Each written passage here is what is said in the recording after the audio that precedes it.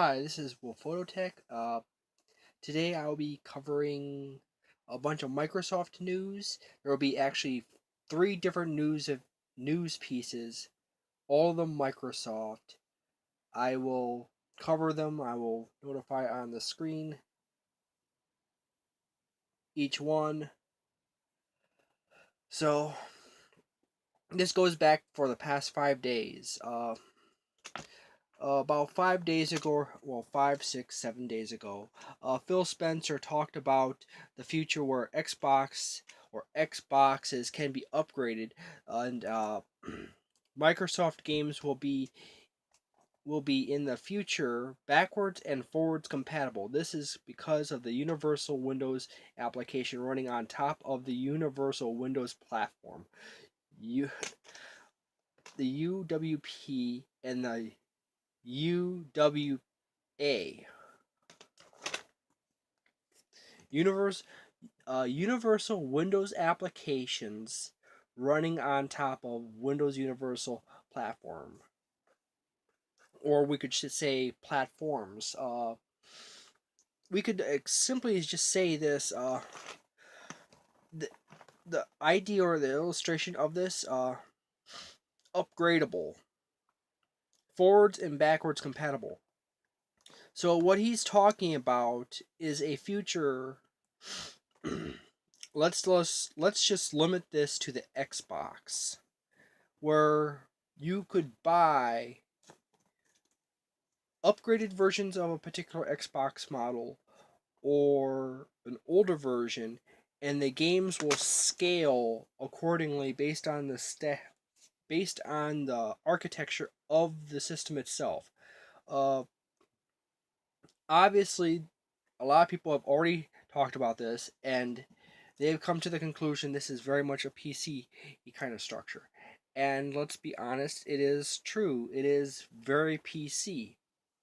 I don't mean that in a politically correct kind of way.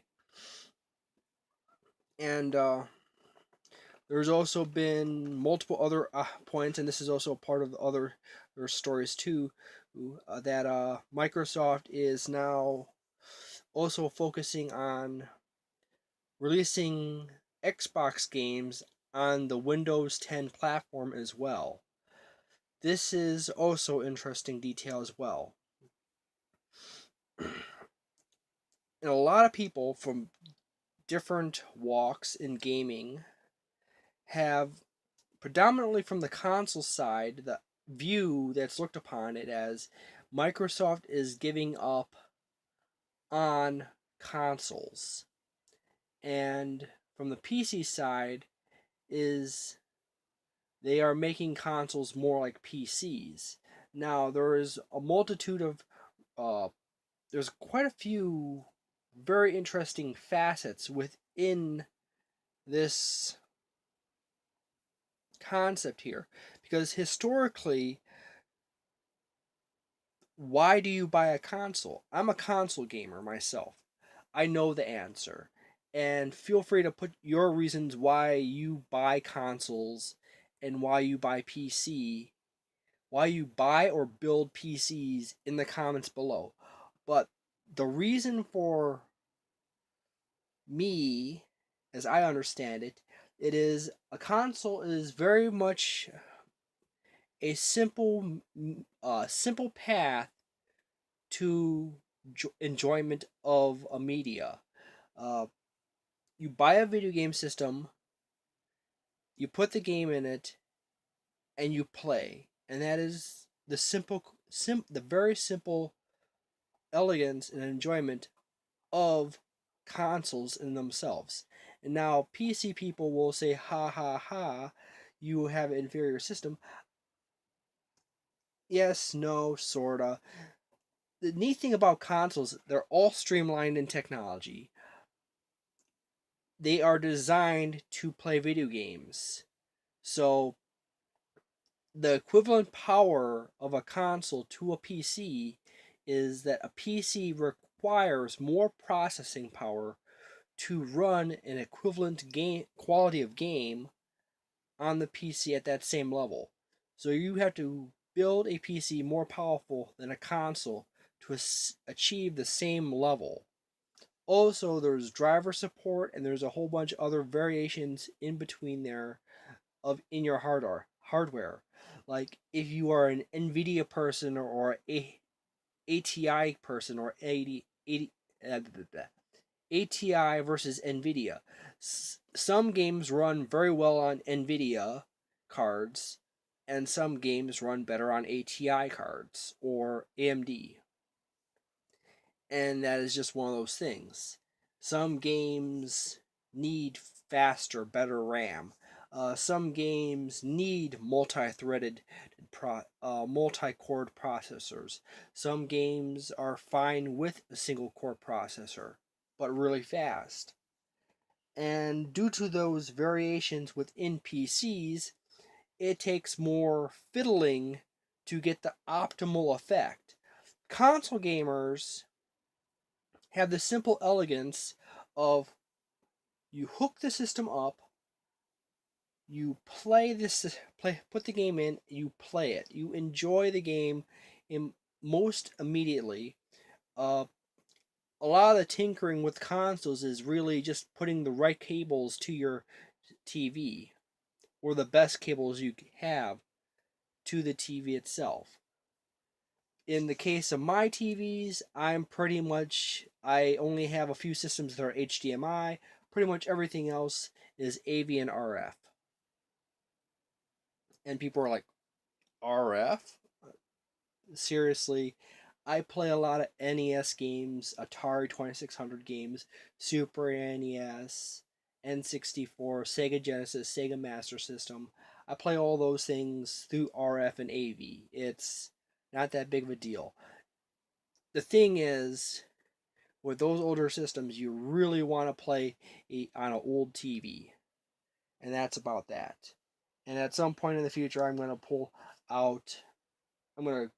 go ahead and do some reviews of some games. And I have a massive collection of games to show off and do reviews on. Most of my reviews, my first version of the reviews, are going to be non-gameplay versions.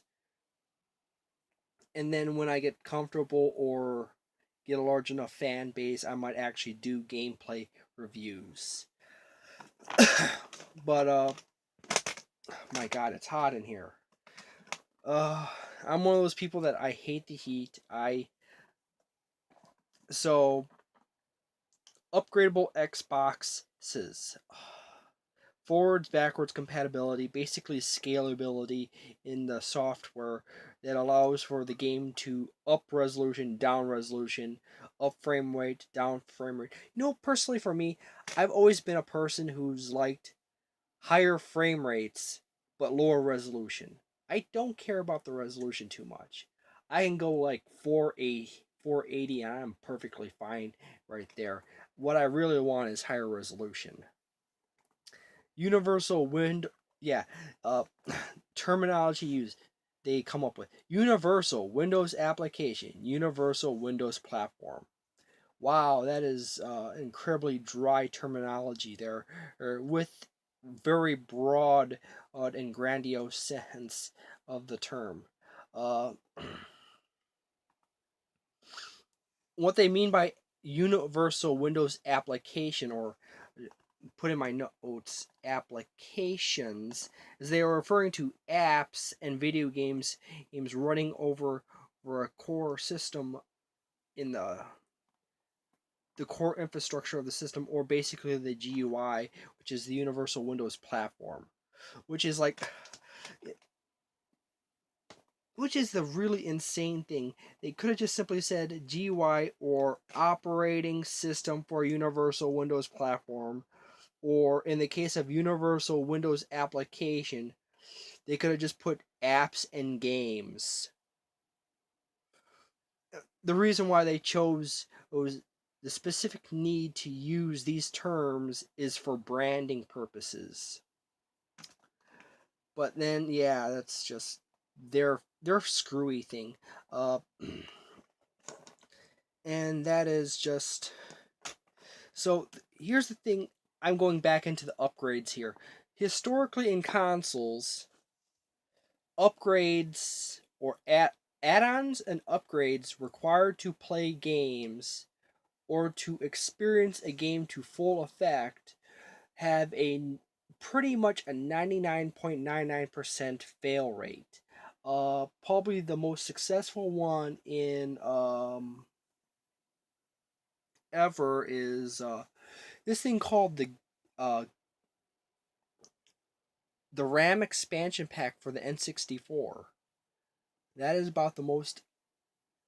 That is perhaps the best one there, because every other example I could think of has failed and failed horribly, or has collected dust.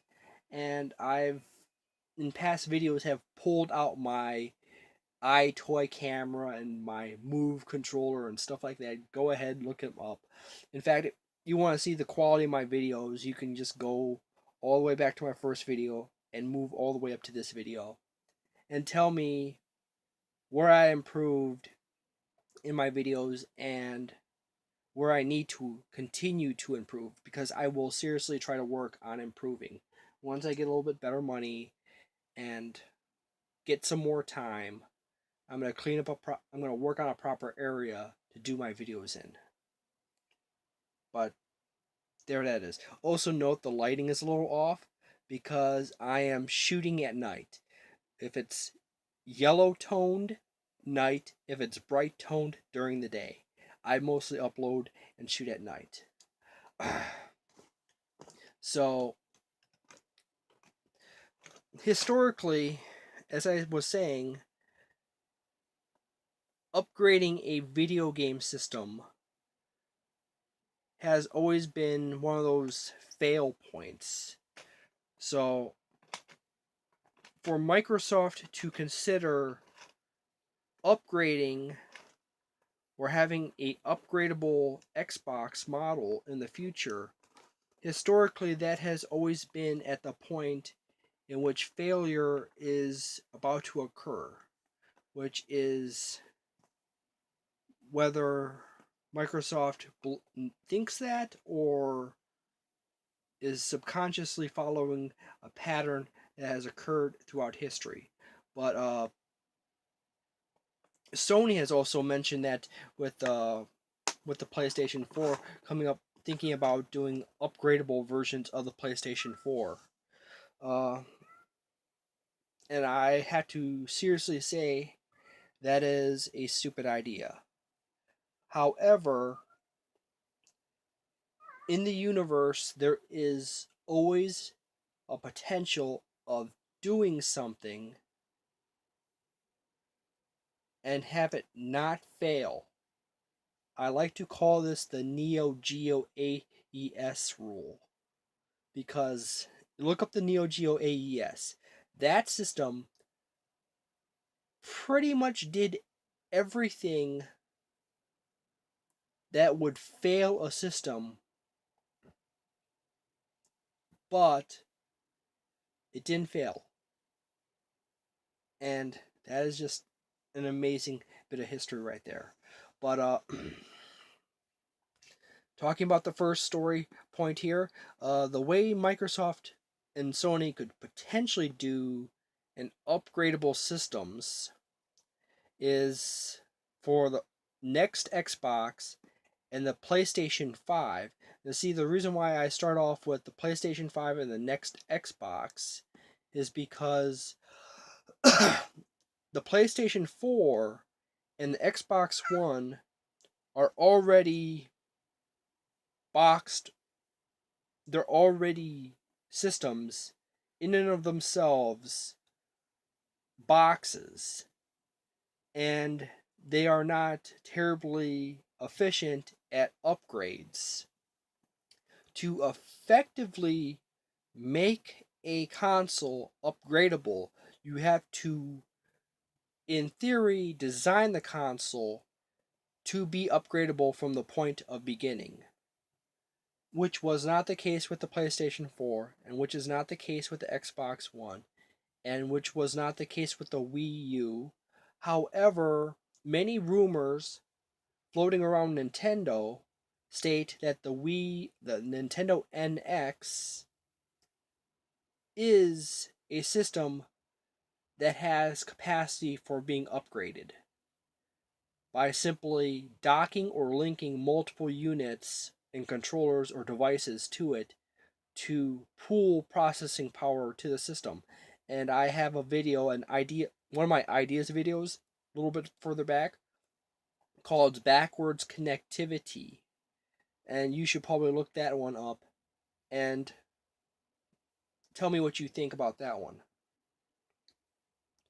But what Sony and Microsoft need to do is come up with their next gen, the next wave system, and have it a module based system where there's the core system, the core unit, power supply, board, and then you have the hard drive, which is a module, you have the optical drive, which is in a module, and you have RAM and the graphics card in a module.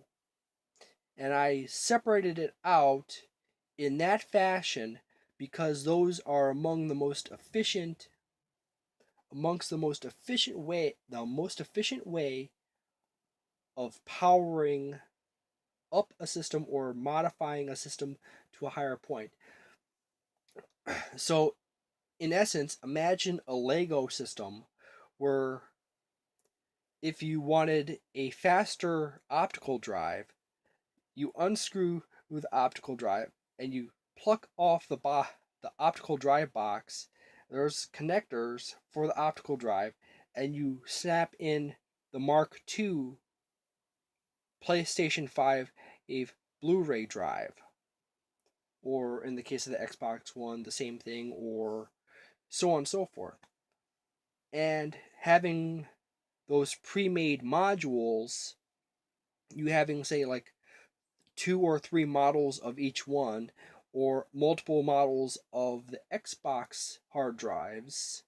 And I was thinking of just going over there and grabbing out one of my old Xbox 360 uh, hard drives as an example, but I'm not going to do that. Using that module concept would make it easier because each module is already a known factor in the design of the system. So developers could have all the modules, all the information for all the modules to design the games to optimize around those individual modules in the system. So if you wanted more RAM, you just take out the RAM module and you stick in a faster and a higher capacity RAM module, and the developers know that there's, say, 4 models of RAM modules, so they could pre-build that into their games to optimize around each one of those. Now, if you were to let people buy off the store shelves all their modules, all the components like RAM sticks and CPUs and optical drives and hard drives and all that other stuff, you have exponentially increased the number of variations in hardware SKU, which then makes it progressively more difficult for developers to optimize their games for the system. And in a way, this module concept would make it so much easier to make the games as powerful and as quickly as possible with as little waste as possible, other than the waste that's inherent in the process of making video games. And that is my idea for how they could make a upgradable video game system. Sorry if I stutter and stop and all over the little place. It's just how I am. So I'm going on to the second news story here. and this is also another Microsoft news story, that Microsoft is going to start releasing all new Xbox games on PC. Gears of War Ultimate Edition is out already. For Forza Motorsport 6 Apex is coming to the Xbox, coming to the PC, and it is going to be a free to play. I'm writing down memos, but no microtransactions. No microtransactions, which is odd. Uh,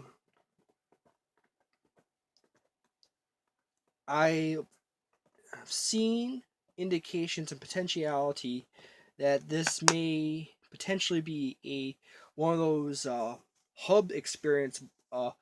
Forza Motorsport 6 is Apex. The most probable way this is going to work out is that there's going to be a core game, and then there's going to be a lot of DLC add-ons. Sorry, a lot of DLC add-ons to pay for the free game itself, and that is interesting in itself. This second story probably ties into the first part with the Universal Windows application, Universal Windows platform story. The possible reason why Microsoft is doing this is quite simple. They are trying to, the old saying called "Don't keep all your blah blah blah blah." See, I have neurological issues. I have difficulties talking and sometimes thinking in a straight line. But the old saying goes, don't keep all your eggs in one basket. And this could quite possibly be Microsoft's attempt to not keep all their eggs in one basket, which is crazy because they don't keep all their eggs in one basket as it is. I have on the console side, I've seen people complain and freak out that they are losing reasons to own a Xbox 360. They are losing reasons to own or buy an Xbox One. Now, if you truly want to support the Xbox One as a platform, gamers, you buy Xbox Ones, you buy the games for it, and you continue to do so, whether they come out on PC or not, and you will enjoy them if they are enjoyable. I'm one of those people that pretty much can find any game enjoyable for the most part. But that is the simple side of that. And that's pretty much the way the PC gamers look at this too, is they see this as just, hey, more games coming to our platform. Hey, let's join in together and have fun playing games. And this would be really good if Microsoft makes this cross play where PC gamers and console gamers can play together over the internet. I think I heard something about that earlier. Now, the problem with this, and this commonly comes up, is that a lot of people point out, and I agree with, that this may potentially weaken the Xbox One platform as a platform to play games on. This is actually a authentic, serious reason. If this all gets down to the exclusivity thing, if your platform doesn't have exclusive games, and there's people out there that don't like exclusive games, and I understand the concept of that, do I have to own 3 different pieces of hardware to play all the awesome games that are coming out this year? That costs a lot of money. Yes, and particularly paying for PlayStation Plus and Xbox Live a gold membership. That costs a lot. That costs money too each year. And yet the Wii U is free. And so is the Nintendo 3DS. You can take that where it goes. But it does all add up. But it's still not that expensive. I have a PlayStation 3. I have an Xbox 360. I have a PlayStation. I have multiple PlayStation 2s. I have Xboxes. I have uh, Wii's, GameCubes. I got actually multiple GameCubes. I got multiple Super NESs. I got multiple PS2s. I got multiple PS1s. I got multiple N64s. I got multiple Sega Genesises. I have a VIC 20, a Commodore VIC 20. I have multiple NESs. I have a Sega Master System. I have multiple Game Boys. Uh, Maybe that's why I'm always broke. But yeah, it's just one of those things. If there was no exclusives, there would not be a platform. Uh, we would essentially have a single console, one console, or it would be just PC. So there would be a potentiality, PlayStation fans, that there will be no PlayStation. And same thing goes with Xbox fans, and same thing goes with Nintendo fans. And I'm sorry, Sega fans, you don't have any more consoles. But that would be the reality we are looking at if there was no exclusives. There would be a single platform, or it would be something like PC, where there's 10,000 of them, 10 trillions of variations of them, and you would be buying various versions of the games, and some games like Arkham Knight wouldn't be very would not play very well on your version of the system, but will play awesome on someone else's platform. You're going to get a lot of duds in there. People trying to cover too many bases, and oddly enough, this would actually eventually lead into exclusives, because eventually at some point when you get hundreds of variations of this and that, some of them are going to be wildly different enough as it is. Video game development companies may eventually decide they are not going to release games for certain versions of platforms, and you would essentially get exclusive pockets of families or variations of platforms. So eventually you would get to exclusives, even if you design a system that is devoid of exclusives. So, and then I'm going to cover the third story very shortly. And I'm going to go and wrap this up with the tinfoil hat moment of this whole video. Now, the newest news news story 3 is that Microsoft Game Studios, particularly the London branch, has closed down Press Play and has canceled Fabled Legends and Knoxville. Fable Legends by LionHead Studios and Knoxville by Press Play. And I haven't been following these games too much because I don't follow Microsoft that closely. And there's also potentiality of Microsoft Studios closing down Lionhead Studios.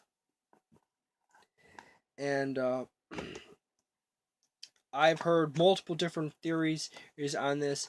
Some of them roundabout on the first story, where these two studios didn't quite make it to the milestones of integrating the Universal Windows Application Standard and the Universal Windows Platform Standards into their games. So failure to do so resulted in Microsoft not paying out to them for meeting those points, and they just said, you know, we're done with these studios and we're canceling these projects and they're done. Uh, this, which is hard to understand because Microsoft is an incredibly large corporation and is more than capable of supporting hundreds of studios. This is the thing, it makes no sense with Microsoft, but at the same time, this is just a pure business. This is a pure business decision to cut losses because Fable Legends has been in development for a very long time. I think I heard someone said ever since 2013 they have been in development of it. They've been developing this game for since 2013, and it's 2016, and it's actually pretty long time actually. And Knoxville, I don't know much about press play in Knoxville. There's supposedly like a survival adventure, roam around, fight zombies kind of thing. But Microsoft has the money to support tons of studios, and the only reason why I could seriously see why they closed these studios is because the reason why they closed these studios. I wish there was a better reason than the one I could think of, but the better reasons than the one I could think, one or two I could think of.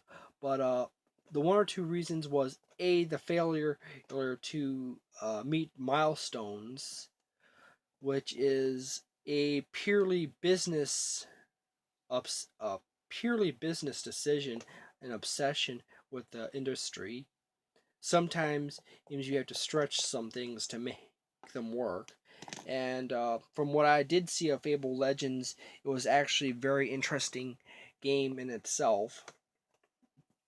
And even the Knoxville game was very interesting in itself. But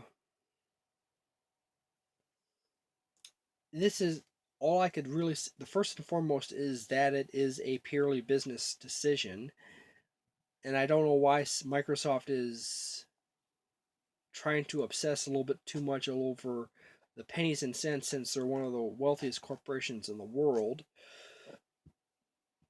And furthermore, having more games on your platform would further improve the viability of your platform.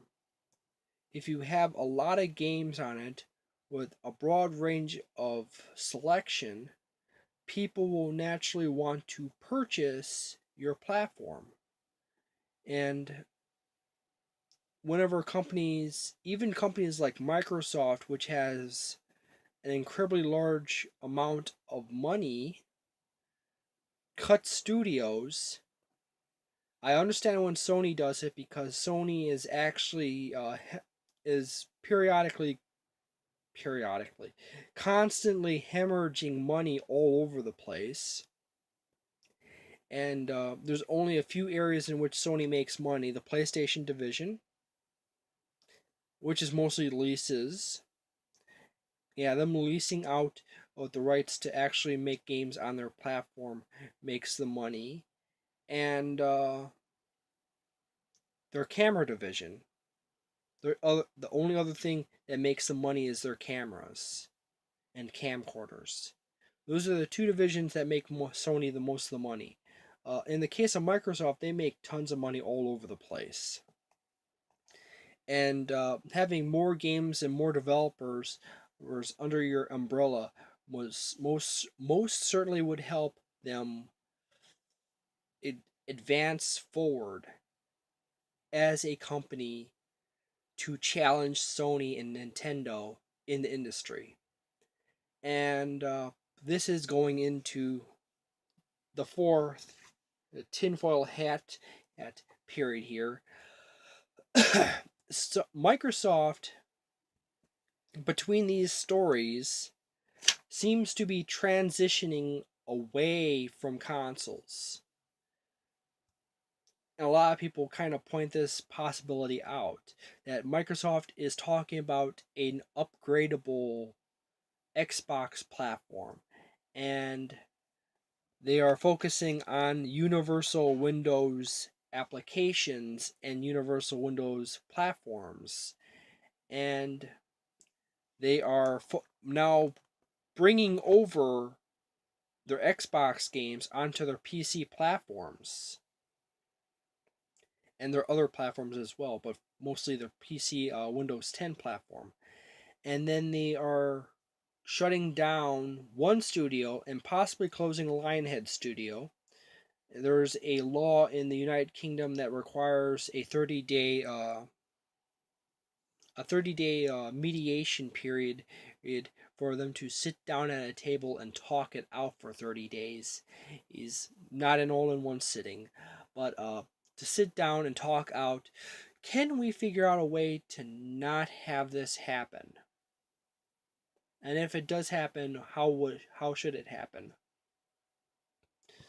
But that's the one thing that's keeping Lionhead Studio from being clearly shut down at this point, is possibly that one law in the United Kingdom that restricts it's just shutting it down the next day. But there there is very much a possibility in this that Microsoft is backing away from the console industry, and which is strange and odd because Microsoft, considering even the Xbox One sales of units, they are around roughly 19 million units sold, which is not a terrible number in itself. The GameCube ended out at 22 million sold units, and the Wii U is up to just over 12 million units. The Wii U currently is the number one system in Japan in sold units. Period. It is the number one system in the Japan region. I have an older video that has all the sales numbers all the way up to January for all the systems. And what I can say about this is that 19 million, is a good number to have. Uh, Historically, most consoles are in that 20, that 15 to 50 million units sold range. The number of units typically is on the growing side when you are talking about systems from way, way, way back. In the early days, lower numbers across the board are more prevalent. More modern systems, as video games have become more popular amongst the masses as a hobby, has increased overall. As I said, there's roughly around 36 million.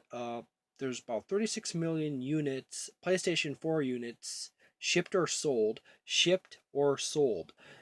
Shipped is the key word because that basically means Sony has sent them to the stores. Those are Sony's numbers. 36 million shipped or sold. Uh, it's basically legal terminology there, but then there's the 19 million for Xbox approximately, and there's the 12 million for the Wii U. Interestingly enough, the Wii U is closer to the Xbox One in sales numbers, and as opposed to it being closer to the PlayStation 4. And I think, if I remember correctly, the Nintendo 3DS is around 56 million in units sold. The DS was around 100 and close to 150, which is also right around where the PlayStation 2 was, which is the number one all-time selling system. But yeah, So, what else is there in that? There's the whole theory that Microsoft is trying to back out of the console industry, which is dumb. But actually, you do see a lot of evidence indicating that they are kind of trying to not be so into the console industry, which is funny because they're really not in the console industry that much as it is. The Xbox division is actually a pretty small division within Microsoft. And if anything, Microsoft could afford to throw more money into the Xbox division to make it grow. And I will get into the little back history of the Xbox. The original Xbox was created as a counter. It was just a plaything that a bunch of the guys at the DirectX division of Microsoft threw together from a bunch of laptops. And the Xbox was originally referred to as the Direct Xbox. It's the original point and place of its creation into the video game industry was as I said, a countermeasure to the PlayStation brand growing at a rapid rate. Now, there was a major concern by Microsoft and many PC developers and the PC industry that the consoles were actually becoming too prominent and actually pulling away a large portion of the gaming market away from PC and centralizing it on the consoles. And at the time, Microsoft, well, at the time, Sony was the lead position with the PlayStation and PlayStation 2. And Microsoft was very concerned that Sony was going to actually override the industry and move everything away from Windows, which we actually do see quite a bit of it now with Android, smartphones, and Apple iPhone, iOS, and all that other fun stuff. The very application oriented systems or app oriented. So Microsoft, from this hobby, made this product called the Xbox, and its job was basically to be the the PC Trojan horse into the industry. It was to be the PC gateway system that challenged the PlayStation 2 for dominance, and the PlayStation 3 later with the Xbox 360 for dominance, and was to ensure that the DirectX platform and Windows would continue to be a viable platform further into the future. Now, as we travel forward in time, we have now this thing called Steam, and by these guys called this group called Valve, and this mythical figure that people keep yammering about called Lord Gaben. Uh, Personally, I'm a supreme emperor per person of I am I'm a prophet of Shigeru Miyamoto, as you could say. But that's aside. Miyamoto for life. Yeah, Gaben. But but anyways, then Steam came about, and then GOG and a few other sites that were centralized hubs where PC games small games could be made, put on platform, and sold to people and run through that platform and enjoyed by all. And this became the resurgence point for the PC platform. Otherwise, prior to Steam, the PC platform was on this perpetual it is dying as a gaming platform syndrome.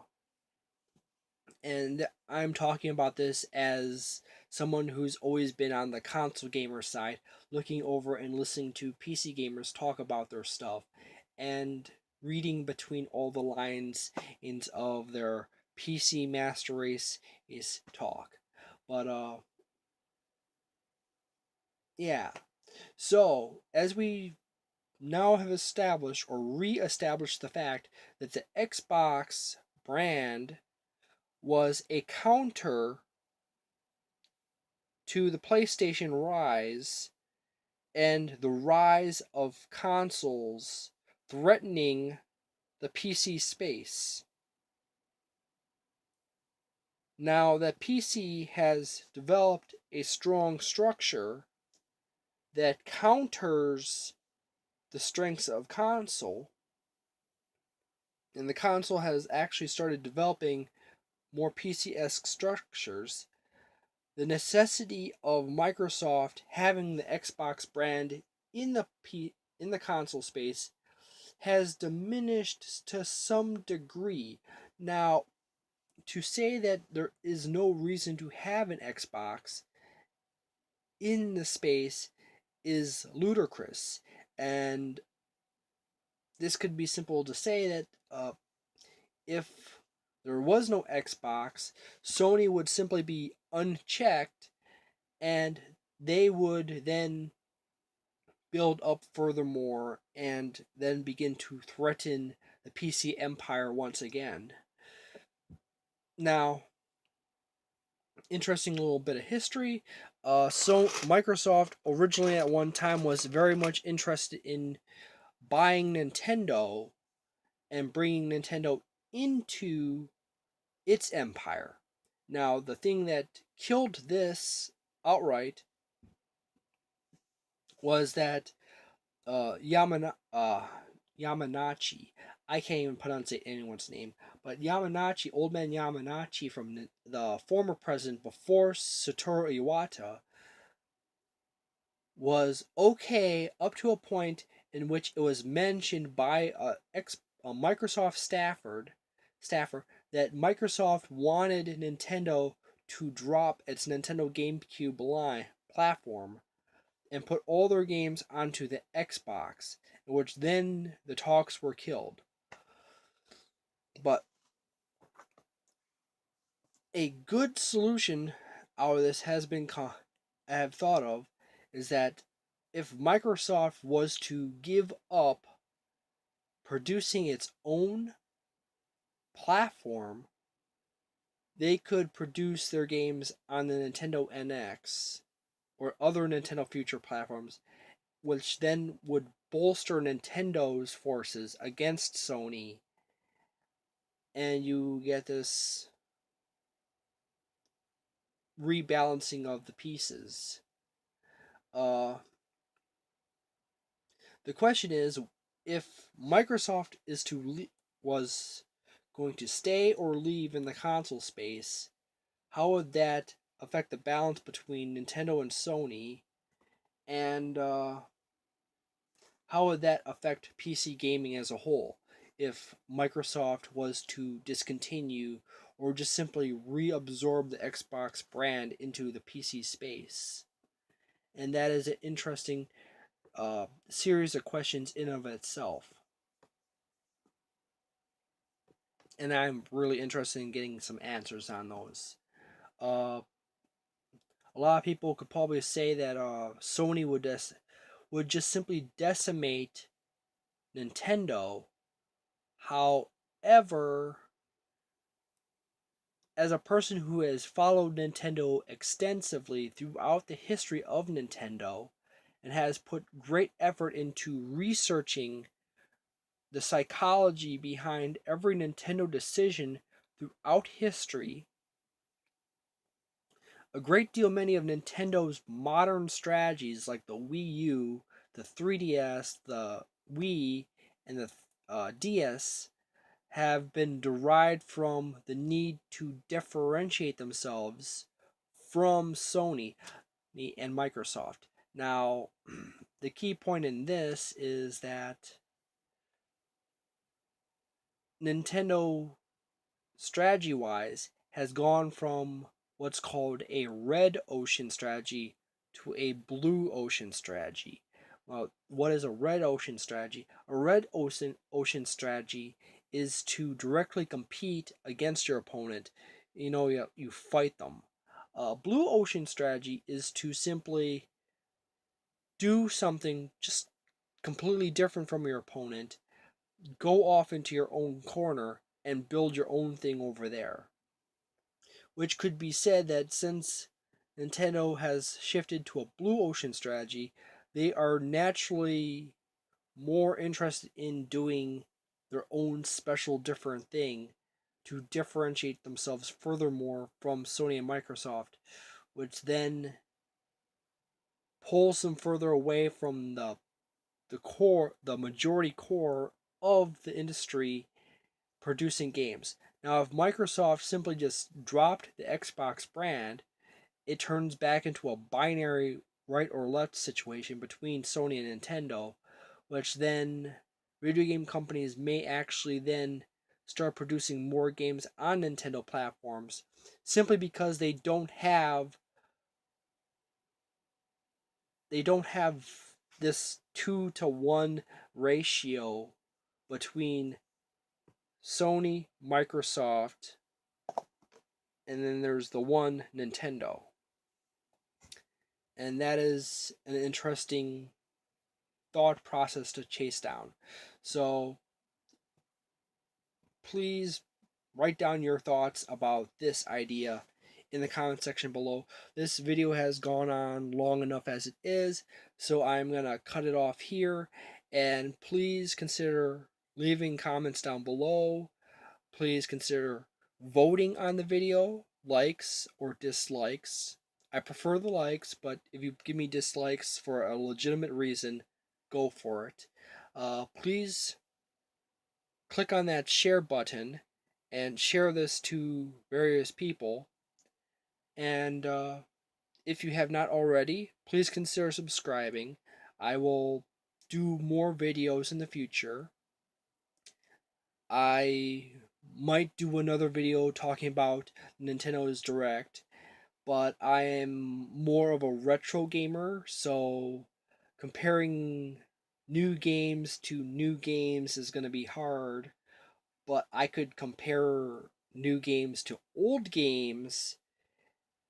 Yeah.